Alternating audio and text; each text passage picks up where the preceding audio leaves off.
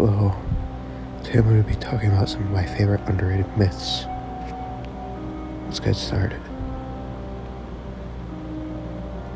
Sacerdos. Sacerdos is a very mysterious myth. They have a simple avatar,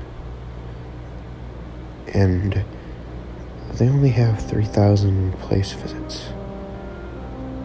Their join date is 2015, but they're inactive. Their only role is myth, and they don't have any affiliations.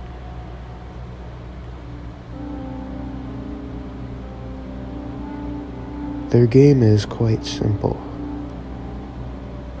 and it's actually to be said that his myth is based off of Alice in the Wonderland.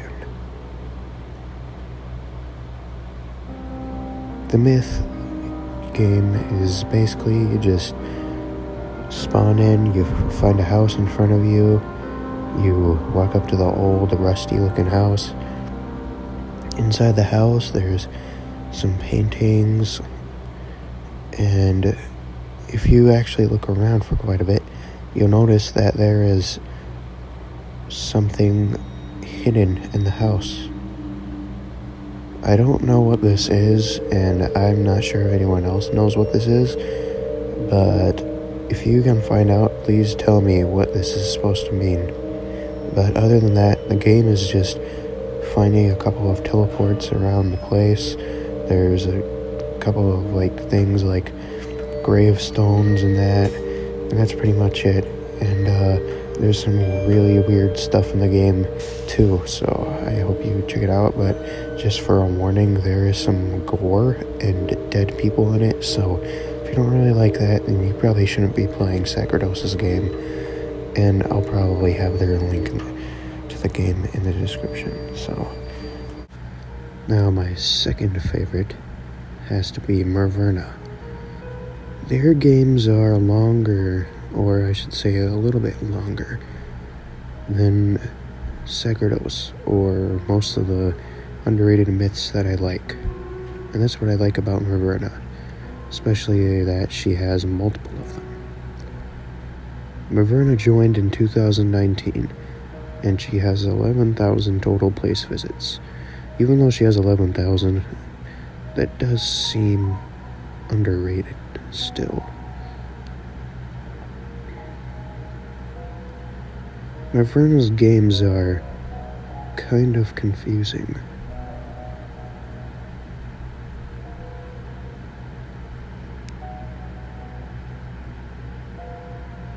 Sleep Tight is a very strange game where it looks like you're a child of some sort inside of a crib with some figure watching over you as you go to bed in this big crib.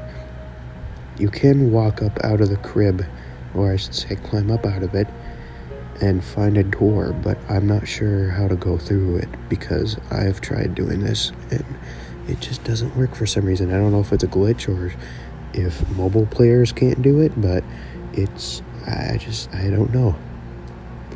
She also has another game, Mind Control. Mind Control is longer, and it's kind of confusing. It's like this gray hallway with different rooms, and in each different room there's different places you can get teleported to, and there's vent systems, and it's just all over the place. There's 2 games that you can be sent to in Merverna's games, and they are both maze games. However, one of the games will bring you to the green part of the maze, and the other game will bring you to the yellow part of the maze. So I think that's just a cool little touch that they added to their game. But other than that, Merverna is a very cool myth, and I will put her in the description as well.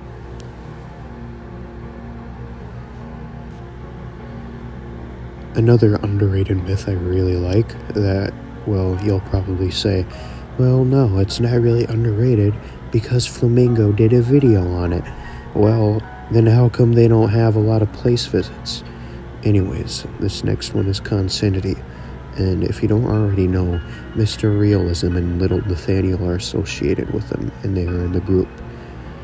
The reason why I like Consanity is because of each and every player's game is unique in their own way. Except for Beto Beto Sam, that will give you a frickin' seizure. Just don't play it. But anyways, I just like all their games with their unique art styles, and especially Little Nathaniel's games. I was almost stutter there. And I also like Mr. Realism games. The reason why I like Mr. Realism's game is because, well, it's kind of weird because you know how you saw that like really weird creature in the distance in Flamingo's video? Well, that never really happens in the game, and that's probably because only Mr. Realism can spawn that creature in the game. But that's not the reason why I like it. The reason why I like it is because there's a really strange backstory and the whole place seems empty. And so there is an island you can go to on a boat, and it seems like maybe Mr. Realism was an orphan or something. If you go to the island on the boat, you find a building with beds in it. Probably meaning that it was a nursery or an orphanage or something. It's kind of strange that this is right next to his house. And it's also kind of strange that you can sometimes see a ghost in the basement of his house. Yeah, pretty weird. But all the other games are really cool as well. There is one game that I really like that I do not want to I'm stuttering. There's one game that I do not want to pronounce because I don't even think you can pronounce it that I really like, but I will put that in the description. And also, I don't want to forget about the Consanity game. Now, I'm not sure who made the Consanity game, if it was everyone who made it together, but it's still a pretty cool game. It's very well made, but the only problem I have with it is that it's very glitchy. Like, once you try to open the door and the door is open and you're trying to go through, it sometimes doesn't let you do that, and it's kind of annoying. And I've already made a video on that, going through Consanity's games, so you can probably see what I mean by that. I'll put that link in the description if you want to see that. Another myth that I really like is the 1982s. Now, this is a myth group just like Consanity, and its creation date is 2019. They are inactive though, but they have 135 plus members with 11,000 total visits.